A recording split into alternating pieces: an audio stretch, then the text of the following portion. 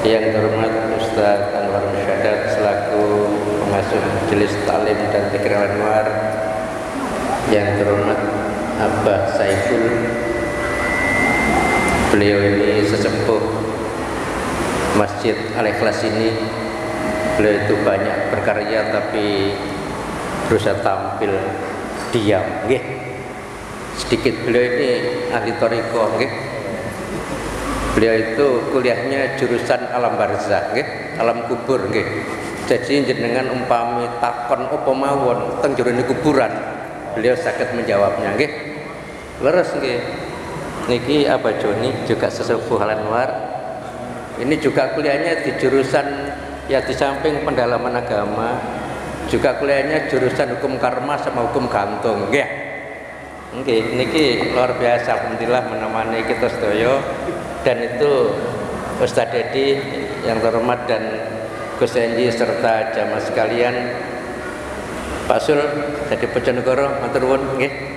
Arti Selasa ini bisa hadir, matur nuwun. Dan Pak Nyong matur nuwun dari Cipta Karya. Pak Nyong ini kemarin waktu ke Sunan Derajat pakai baju batik baru, nggih. Dan sekarang pakai baju putih baru. Ini beli di Sunan Derajat, nggih. Istrinya kemarin menjelaskan, loh Pak Yong nopo kok bajunya baru, dalam rangka menghormat Pak Herman. Wah, alhamdulillah, nggih. Dan dari ibu-ibu Cipta Karya yang tadi agak buru-buru karena ikut tahlilan tapi tetap hadir, dan juga ibu-ibu dari Sukodono, Waru, dan dari kecamatan yang lain, matur nuwun. Mudah-mudahan kita pada malam hari ini ya alhamdulillah ada wadah Majelis Anwar, kita nggak jauh-jauh bisa ikut seminggu sekali ini, alhamdulillah, nggih. Kalau kita bayangkan umpama ngaji barengnya di Krian atau di daerah Pandaan, tentu ya kita agak berat ya. Ya kayak saya ini kan keikhlasan lokal lah ya, nggih. Nah ado-ado mungkin juga isor ya. Makanya dari Sukodono ini matur nuwun, jenengan termasuk agak jauh tapi bisa rutin hadir. Ini luar biasa. Dan dari Gresik ya, Gus Enji dari Kenjeran. Jadi mereka yang dari jauh itu bisa hadir, ini luar biasa. Dan ini Mas Lutfi, selamat datang kembali di majelis. Kapan ini beliau itu ke Sumatera karena bawa mobil bis ya. Nah, dia itu driver, supir. Jadi kemana aja alhamdulillah tetap pada saat ini bisa hadir, matur nuwun. Dan jamaah sekalian, memang kita hadir di sini ya dalam rangka mencari ridho Allah, nggih. Wis pokoke awak dhewe nek ikhlas insyaallah Gusti Allah ridho. Terus semuanya memang sedang mencari masa depan ya. Betul. Jadi monggo masa depan kita ini kita rencanakan sendiri, kita atur sendiri. Tapi kalau kita terlalu mikir masa depan, dikhawatirkan lupa mensyukuri keadaan yang sekarang. Mugi-mugi sekali lagi kepada jamaah sekalian, kita ya, belajar istiqomah seminggu sekali. Itu Pak Erdam itu yang mantan RT Safira, beliau alhamdulillah bisa rutin hadir. Ya mungkin salah satunya ingin barokah hidupnya, dan mungkin ya ada jodoh yang diridhoi dan kehidupannya lancar. Pun apapun yang ingin Anda inginkan, monggo dipun sampai akan teng mriki, mugi-mugi diijabahi. Allahumma sholli ala Muhammad. Monggo kita simak apa yang disampaikan oleh Ustaz Sadat. Dan monggo jamaah sekalian, kalau jenengan sepulang dari ngaji, kalau tiap Selasa ada keinginan bertanya, monggo, nggih. Ini merupakan wadah untuk bisa berbagi sehingga semuanya dapat manfaat, nggih. Monggo Ustaz, matur nuwun.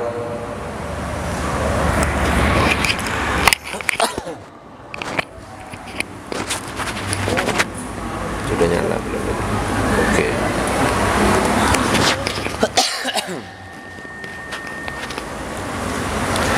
Assalamualaikum warahmatullahi wabarakatuh. Waalaikumsalam warahmatullahi wabarakatuh. Bismillah walhamdulillah wassalatu wassalamu ala rasulillah Sayyidina Muhammad ibn Abdillah wa ala alihi wa sahbihi wa man walah. La hawla wa la quwata illa billah, ma ba'du. نوينا التعلم والتعليم والتذكر والتذكير والنفع والانتفاع والإفادة والاستفادة والحث على تمسك بكتاب الله وسنة رسوله والدعاء إلى الهدى والدلالة على الخير وابتغاء وجه الله ومرضاته وقربه وثوابه سبحانه وتعالى إلى حضرة النبي المصطفى محمد صلى الله عليه وسلم. الفاتحة. A'udzubillahi minasyaitonir rajim.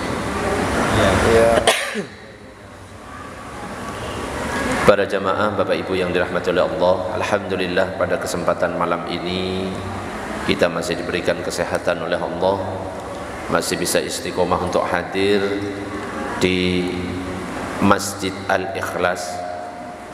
Mudah-mudahan kita semuanya istiqomah, amin ya rabbal alamin. Allahumma sholli ala Sayyidina Muhammad. Soalnya suaranya kayaknya tidak ada. Allahumma sholli ala Sayyidina Muhammad. Alhamdulillah, sekarang kita berada di bulan Sya'ban. Setelah kemarin kita melewati bulan Rajab, sekarang kita masuk bulan Sya'ban, dan insya Allah setelah bulan Sya'ban kita akan memasuki bulan Ramadan. Oleh karena itu kita berdoa semuanya, mudah-mudahan hidup kita berkah semuanya di bulan Ramadan, amin ya rabbal alamin. Dan disampaikan oleh Allah ke bulan Ramadan. Dan kalau kita berbicara tentang bulan Sya'ban, maka mengutip kalam dari Imam Yahya bin Mu'ad Ar-Razi, bahwa kata Sya'ban ini terdiri dari 5 huruf, yaitu shin, ain, ba, alif, nun, dan masing-masing huruf ini memiliki makna sendiri-sendiri. Shin misalnya itu memiliki makna syafa'atun yang artinya pertolongan. Ain memiliki makna al-izzah yang artinya kemenangan. Ba memiliki makna al-birruh yang artinya kebaikan. Alif memiliki makna al-ulfah yang artinya belas kasih. Dan nun, huruf yang terakhir, memiliki makna nur yang artinya cahaya. Maksudnya apa? Siapa yang bisa menghidupkan bulan Sya'ban dengan amal baik, dengan amal soleh, maka ia minimal akan mendapatkan 5 hal yang saya sebutkan ini tadi. Mendapatkan pertolongan dari Allah, mendapatkan kemenangan, mendapatkan kebaikan, mendapatkan belas kasih, mendapatkan cahaya dari Allah Subhanahu wa ta'ala. Mudah-mudahan kita semuanya bisa mendapatkannya semuanya, amin ya rabbal alamin.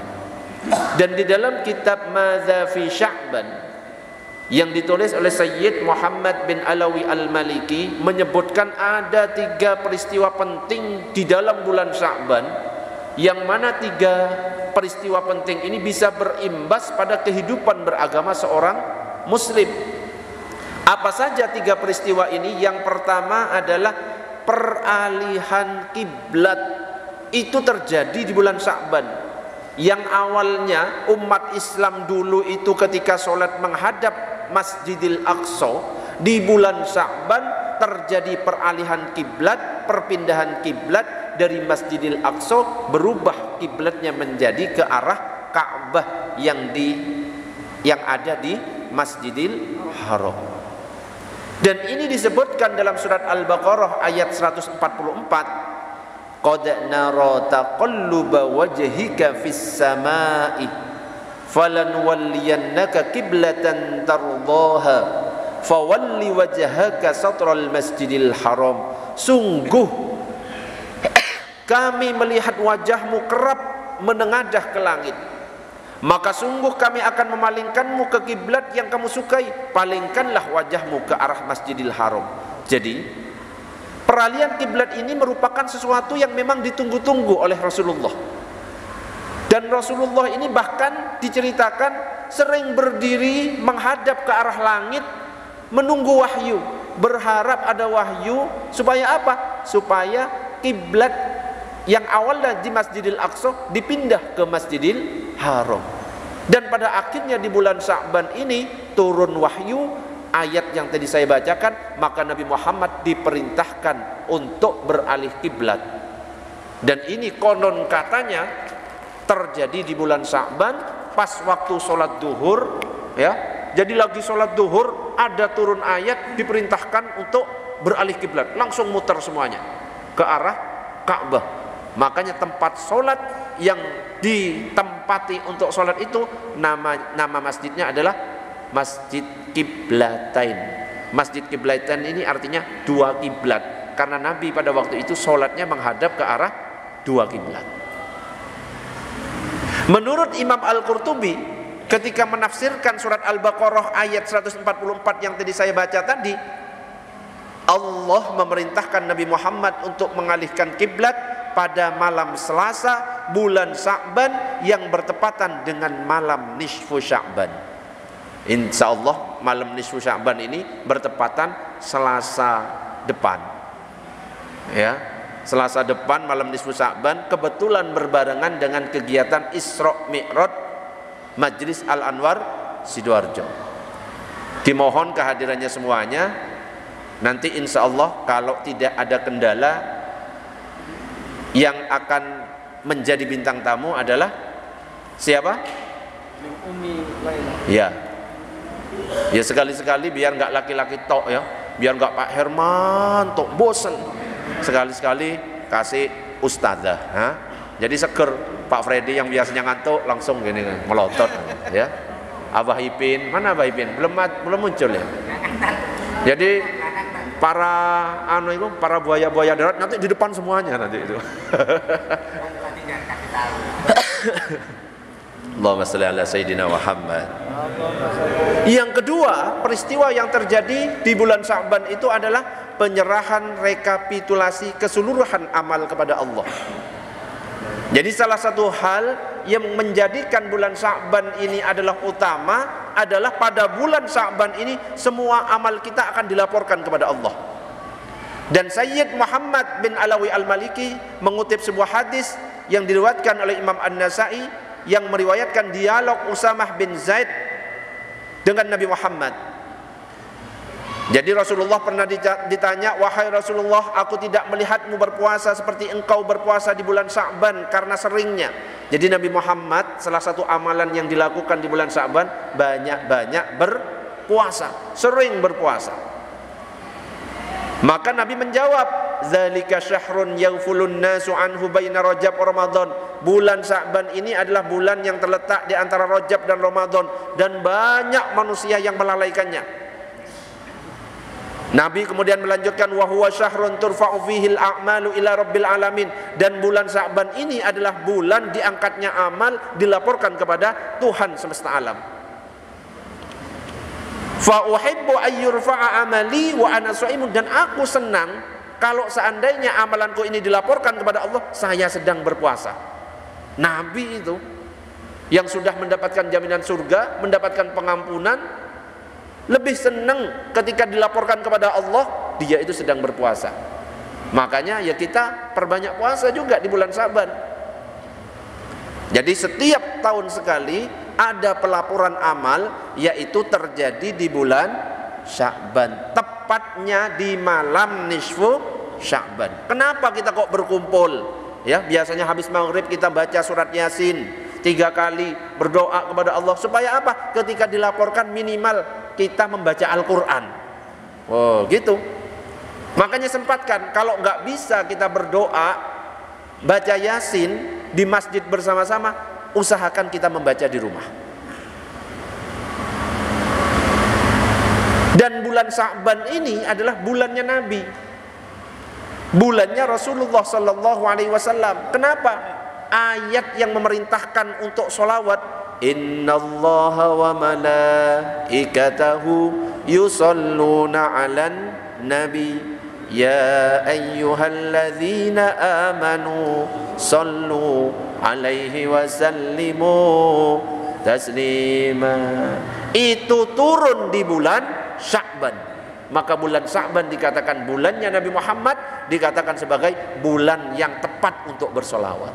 Emang kalau nggak hadir untuk solawatan malam Selasa ini, malam Selasa depan, dan malam-malam Selasa berikutnya, kalau bisa perbanyak. Karena ayat tentang perintah solawat itu turunnya di bulan Sya'ban. Allahumma sholli ala sayyidina Muhammad. Kembali lagi kepada laporan amal. Sebenarnya laporan amal kita itu akan dilaporkan kepada Allah. Ada kalanya dilaporkan setiap tahun sekali, yaitu setiap bulan Sya'ban, tepatnya malam nisfu Sya'ban. Ada kalanya lagi dilaporkan setiap minggu sekali, setiap hari Senin dan Kamis. Kenapa kok kita dianjurkan puasa Senin dan Kamis? Kalau Seninnya di samping itu adalah lahirnya Nabi, juga karena apa? Senin juga dilaporkan, Kamis juga dilaporkan.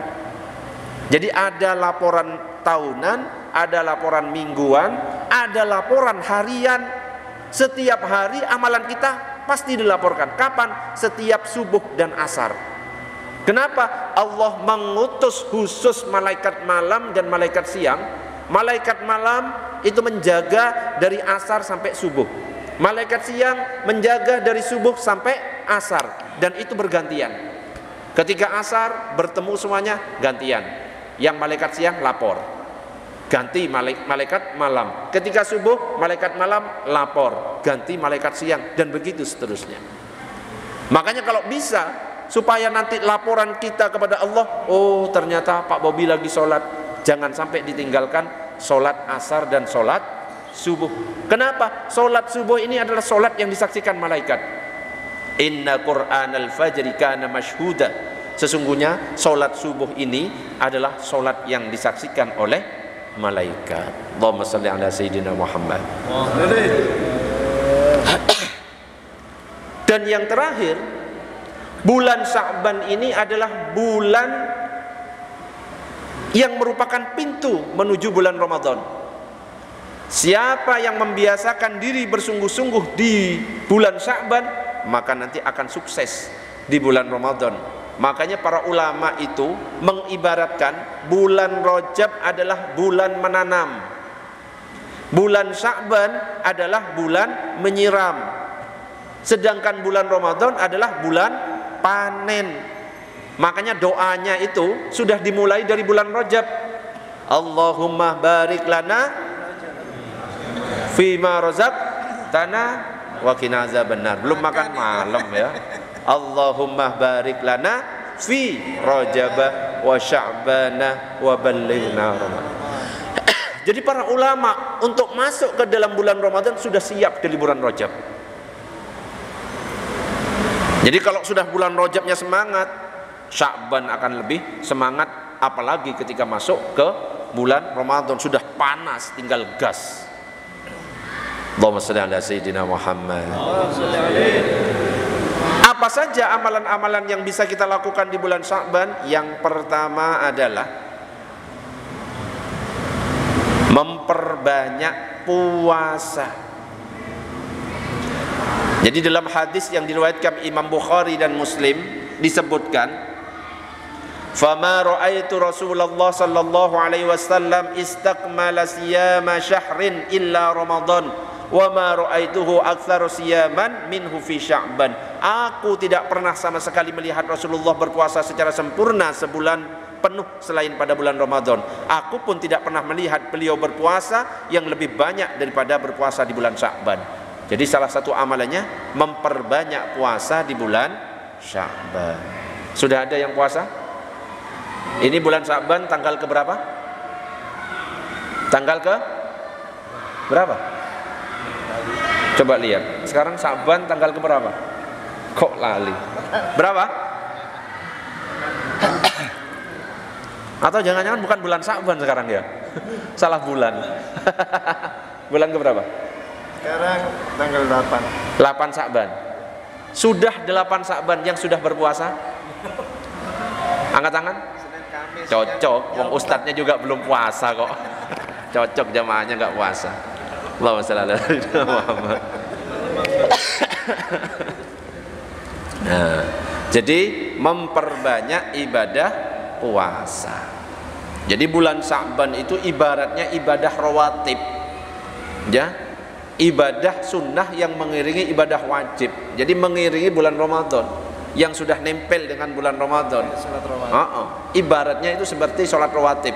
Duhur ada yang mengikuti qobliyah dan ba'diyahnya.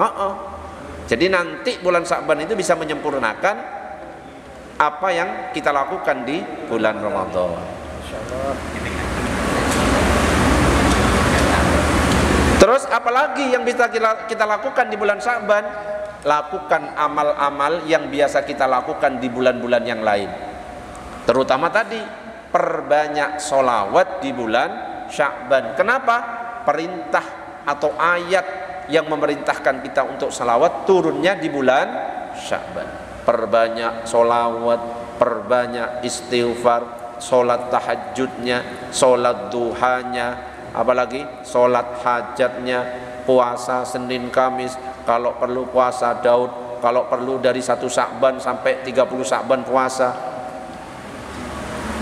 Kalau nggak bisa puasa, nggak mampu, ngasih makan orang yang puasa, ya, pahalanya sama.